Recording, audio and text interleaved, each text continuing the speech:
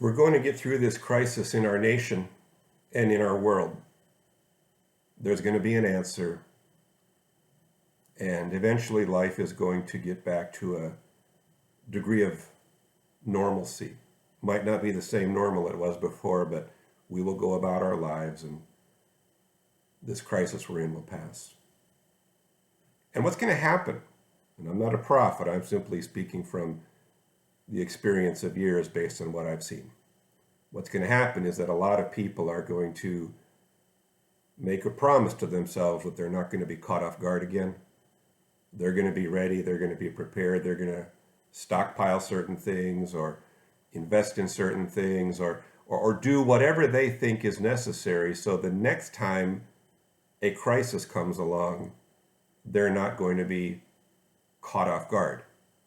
They're not going to be unprepared because now they feel they have the knowledge and the wisdom to ready themselves for what might come. And I'm not against anybody doing that. If you want to go stock up and get your supplies and all that, go for it. I have no problem with you doing that.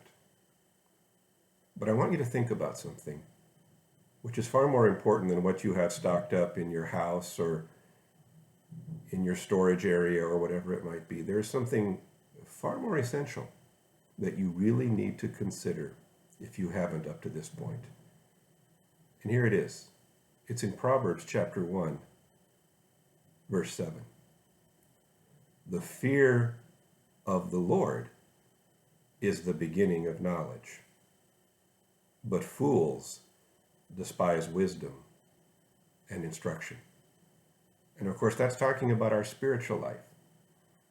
You can stockpile everything you want. You can have every contingency planned for, and you can make preparations for whatever might be coming. But if you haven't put the Lord at the center of your life, if you haven't, first of all, made Jesus the Lord of your life, and then secondly, submitted to the leading of the Holy Spirit, no matter what you do to prepare, you're never going to be ready. The fear of the Lord, that awe and reverence you have where you put God at the center of everything that you believe and everything that you do, that's the beginning of knowledge. That's the beginning of wisdom. And Proverbs is a book that talks so much about this. You see, the Hebrew word for wisdom wasn't so much the same as we perceive it in a Greek context. We think about the ancient Greeks and philosophy and all the different schools of thought and the way the ancient philosophers would argue back and forth about this belief system and that belief system. But the Hebrews, the Jewish people, were different. Just as intelligent.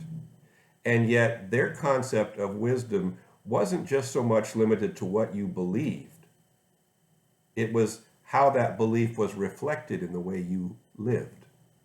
For them, wisdom was also practical, not just theoretical.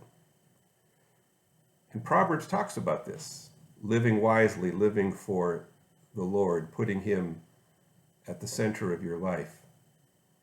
And then it talks at the end of chapter 1 about the difference between the two groups of people, the group of people who reject the fear of the Lord, who reject the way of God, and the group of people who followed the Lord and who had the fear of God controlling them. Not a negative thing. The fear of God's a blessing. But here's what happens. Verse 28, talking about terror and destruction coming, says, "They will call on me, but I will not answer. They will seek me diligently, but they will not find me." Why? Now, these are the people that weren't ready, who hadn't put God at the center of their lives. Because they hated knowledge and did not choose the fear of the Lord. They would have none of my counsel, and they despised my every rebuke. Those people may have been ready in the way the world sees readiness and preparedness,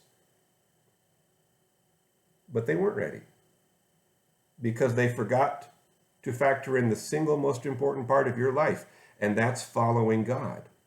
That's the way of wisdom. That's the way of real knowledge. And then you have those who do choose the Lord. You have those who do follow God. And in our case as Christians, those who have put their faith in Jesus Christ and have made him Lord, the position of authority in our lives. Verse 33 talks about them. But whoever listens to me will dwell safely and will be secure without fear of evil. That's not a promise that everything will go well for you, but what that is, it's God's principle that says if you put him in first place, then no matter what comes, you're ready. So again, when this is all over, we're going to have all kinds of people running around doing all kinds of things and stockpiling and preparing for the next crisis. But I want to counsel you, I want to encourage you, not based on my opinion, but based on what the scriptures clearly teach. The greatest thing you can do to be ready for whatever comes is to put God in first place in your life. If you do that, if you choose the fear of the Lord, if you choose to live in a way that gives God the preeminence in your thinking and in your behavior, you will be ready. You will be prepared. And you will find that the wisdom that God gives you will be enough to get you through anything.